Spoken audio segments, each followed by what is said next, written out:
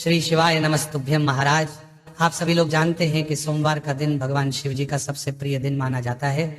और महाराज, अगर इस दिन आप इन 3 जगह पर दीपक जला कर आते हो तो आप ये मानकर चलो कि आप जिस मनोकामना के साथ में ये 3 दीपक जलाओगे आपकी वो मनोकामना जरूर पूरी होगी। महाराज, दीपक जलाना सिर्फ हमारी जरूरत ही नहीं बल्कि सिर्फ एक दीपक सारी दिव्य शक्तियों को अपने में आकर्षित करता है और एक दीपक अंधकार को मिटाने की शक्ति भी रखता है। इसीलिए दीपक को आप साधारण ना समझे, सिर्फ एक दीपक आपका भाग्य बदलने के लिए काफी है।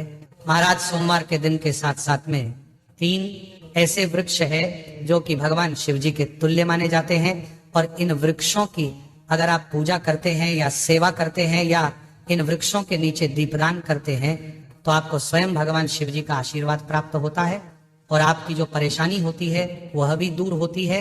महाराज, अब हम जानते हैं कि आपको सोमवार के दिन ये 3 दीपक कैसे तैयार करने हैं और कहाँ जलाने हैं और कितने बजे जलाने हैं।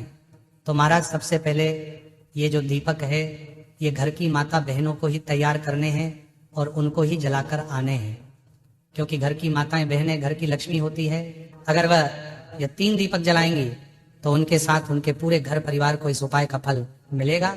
महाराज, अगर आपके पास 3 मिट्टी के दीपक है तो आप उन्हें ले लें, अन्यथा आप 3 आटे के दीपक तैयार कर लें। अगर आपके पास मिट्टी के पुराने दीपक है तो वह भी चल जाएंगे, आप उनको साफ करके धोकर इस्तेमाल कर सकते हैं।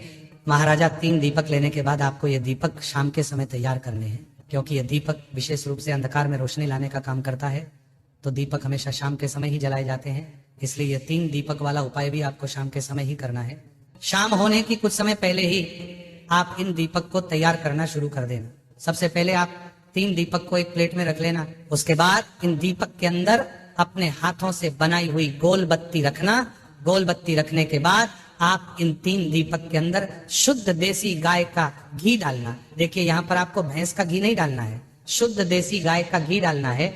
अगर किसी कारण से आपके पास घी ना हो तो फिर आप लोग जो नॉर्मल तेल दीपक जलाने में इस्तेमाल करते हैं वो भी ले सकते हैं। अब जैसे ही आपकी ये 3 दीपक तैयार हो जाते हैं तो आप शाम को 6 बजे से लेकर शाम 7 बजे के बीच में यह दीपक की थाली तैयार करके अपने घर से निकल जाना, क्योंकि ये 3 दीपक आपको 3 अलग अलग वृक्षों के नीचे जलाने हैं। अब हम आपको बताते हैं कि कौन से वह 3 वृक्ष है जहां पर आपको ये 3 दीपक जलाकर आने हैं। महाराज, सबसे पहले आपके घर के पास में जो भी बेलपत्र का पेड़ हो आप वहां पर चले जाना और ध्यान रखना कि बेलपत्र का पेड़ बड़ा होना चाहिए।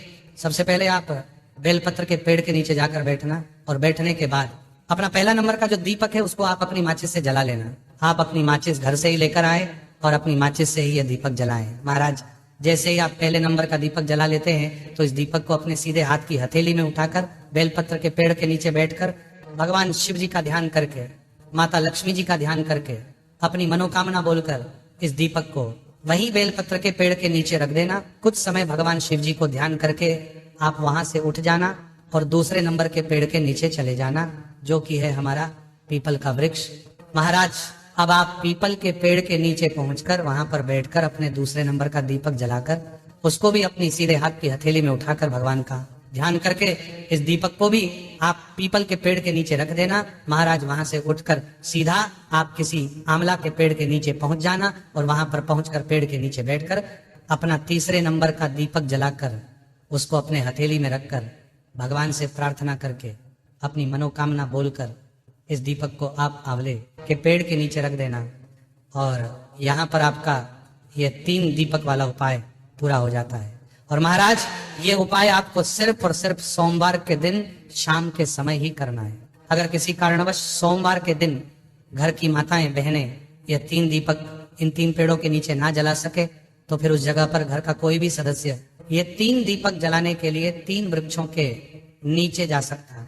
महाराज, ऐसा कहा जाता है जो व्यक्ति भगवान शिव को प्रसन्न कर लेता है उसके जीवन में कभी कोई दुख और परेशानी नहीं आती, साथ ही में धन संपदा की भी कमी नहीं होती है।